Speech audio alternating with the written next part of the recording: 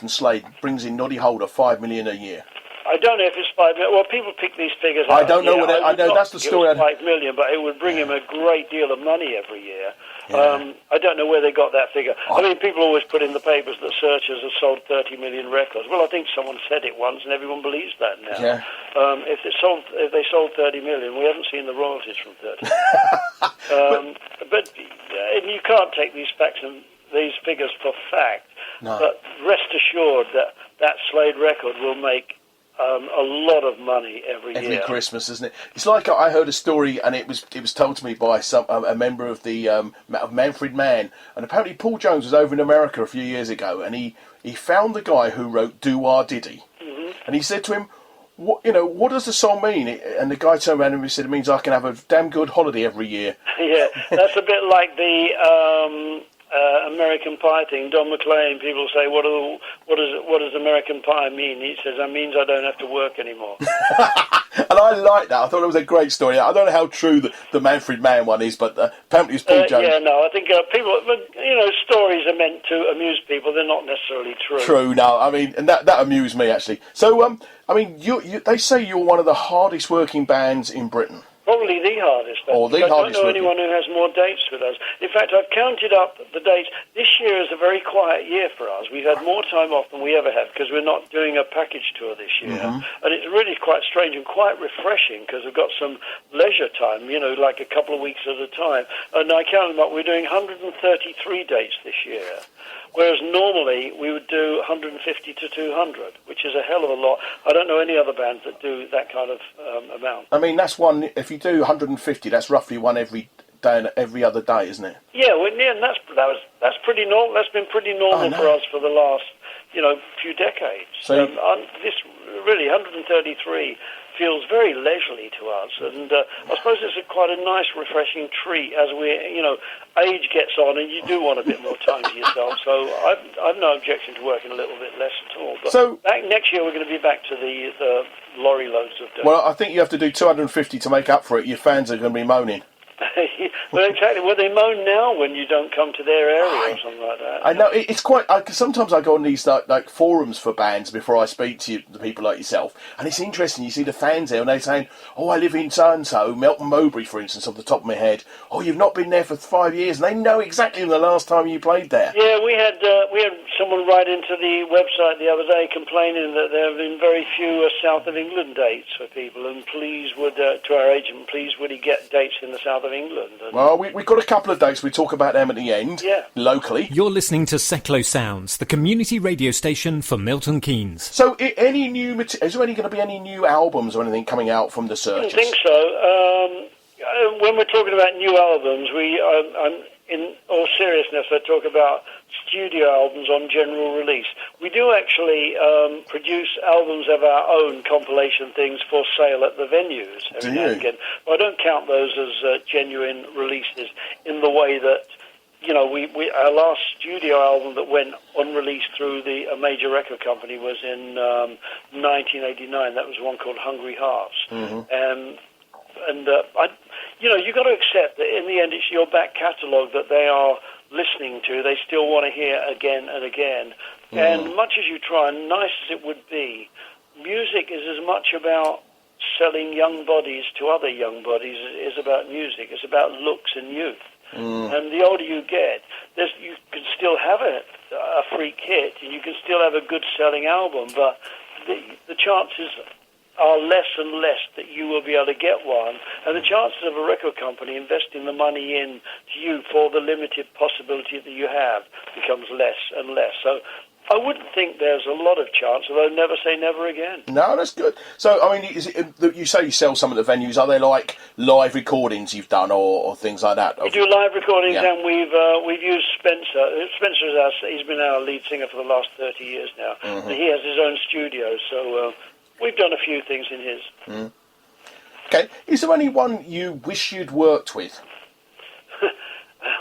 Elvis. I don't really wish I worked for him, because I mean we would be of absolutely no count. But I would love to have seen Elvis on stage. So, do you know what? So would I. And I mean, that's the one thing I missed. I went. Changed everything for me. Yeah, I went a few years ago, a couple of Christmases ago, to Hawaii, and I went to the hotel. It's called Coco Palms, where they shot Blue Hawaii. Oh yeah. And I met, and you know, if any Elvis fans know Blue Hawaii, at the very end he gets married and he comes down on the boat down the river. And I met the guy who plays the ukulele for Elvis. He's Right. 85 years of age, I think, something like that. He's over 80 anyhow.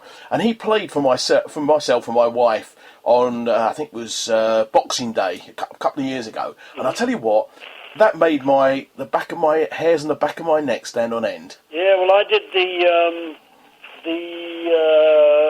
tour of Graceland a few years ago, and that was fantastic. I mean, he was so iconic, and you know, the imagery of Elvis and the sheer remoteness of him, that is a unique quality to have, and he just changed music forever. I think he did. I mean, we've worked with the Beatles, we've toured with the Rolling Stones, we toured with loads, so many people, but Elvis would have been it. I mean, my first tour of America with the band, and I tell this story on stage, that we went out there in September '64 to do 7 days of concerts at the Fox Theatre in Brooklyn, 6 shows every day. Oh, ouch. And the bill was The Searchers, Dusty Springfield, Millie, Marvin Gaye, The Supremes, Martha and the Vandellas, Smokey Robinson and the Miracles, The Temptations, The Contours, Little Anthony, The Ronettes, The Shangri-Las, the Dovells, Jay and the Americans, and the New Beats. So nobody really decent on the bill then. No one at all to speak of. It was such a poverty-stricken bill. I mean, do you just imagine seeing that kind of bill now? You wouldn't get it, because most of those people Marvin Gaye would be doing arenas if he was still alive. Oh, yeah. Well, his own. I mean, Martha Reeves is still performing. She came. She was on the other night. Apparently she had some trouble in her show, I believe, the other night. I believe she was at the Royal Albert Hall, wasn't she, the other couple of weeks? No, I think she was in somewhere in Greenwich. Oh, was she? There was a fight and a bit of racial abuse happened in the audience. They stopped the show for about 15 minutes. I know she was coming over here. I've never had the pleasure of seeing Martha Reeves and the Vandellas. I've seen the Supremes, or the version of the Supremes. I've seen the Temptations, and they're still. I mean, there's only one of the original Temptations left. I had the great pleasure of seeing the Four Tops when they were over here, and when they were together as the four guys. There's only one of them, I'm afraid, left now. I think last time I saw the Four Tops, it was the one top.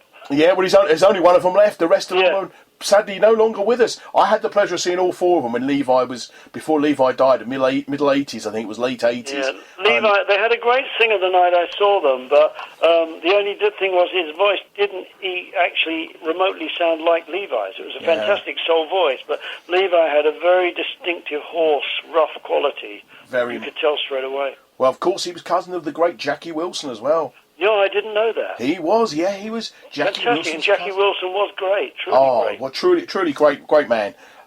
Anyway, do you have any sort of unfulfilled ambitions? Anything you wish you'd ever done and never did? No.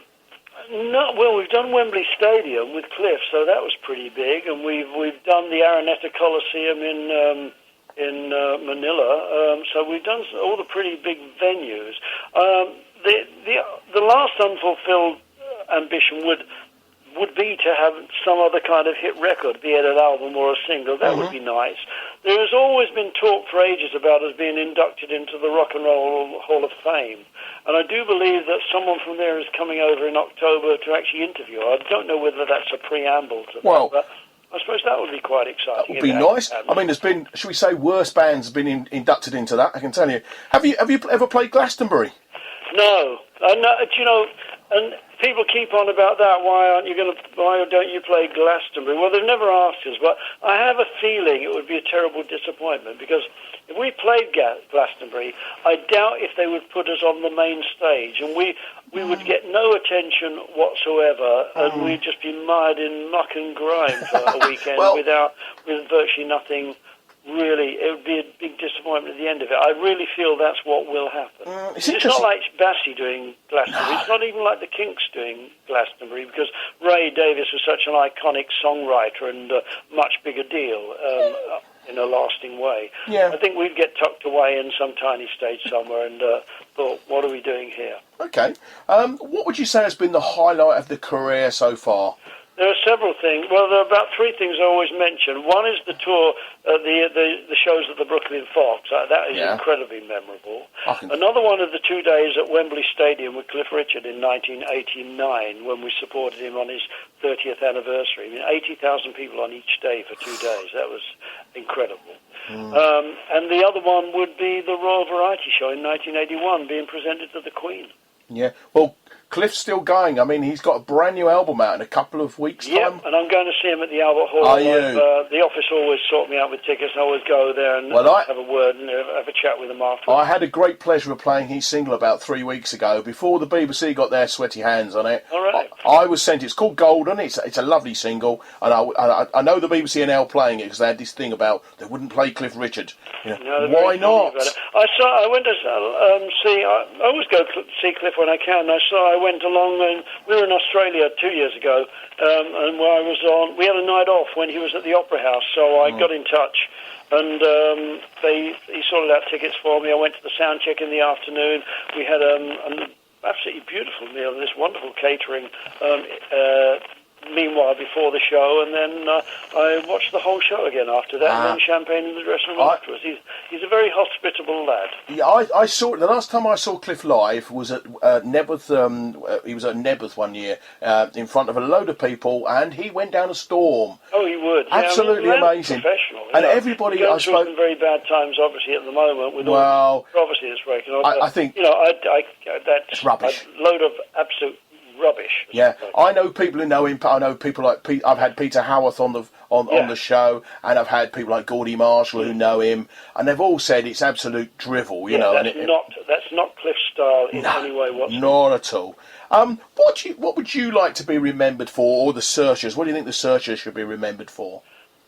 For having some kind of mild influence, at least, on the world of pop, and it seems that we have had this kind of influence on people like Bruce Springsteen and Tom Petty and things like that. In fact, a friend of mine from New York the other day sent an email saying that he'd just been listening to E Street Radio, and Steve Van Zandt was one of the guests on it, and they played a song by Springsteen called, I think it's The Little Things My Baby Does. I'd never heard it before. And at the end of it, Stevie said that Bruce took his influence for the riffs from the Searchers' record of Have You Ever Loved Somebody, which was our tiniest and last hit. And that was an incredible thing to say, incredible thing to think that he even listened to a hit as small as that of ours, you know. Well, it's a great endorsement, also. But the thing is, I go over to the States a lot, and I know you do.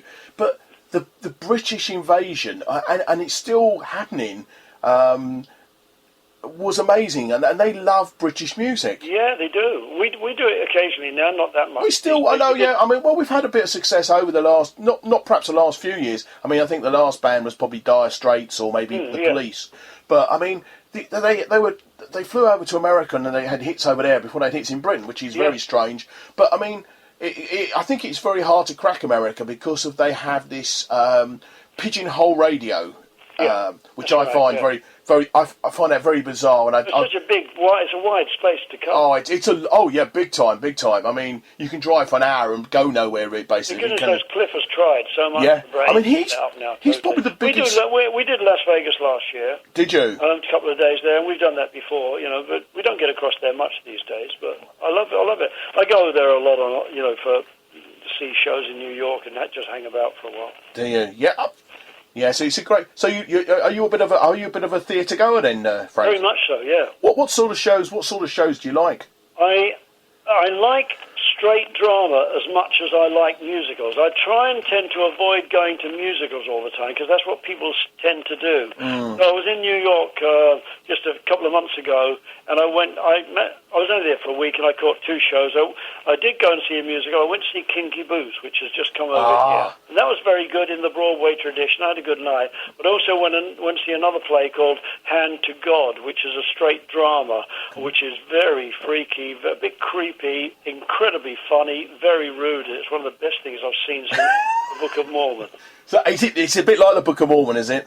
Well, it's a non-musical Book of Mormon. It's not. It? it's not the same kind of story, but it's that kind of dark humour. A lot of very, very bad language.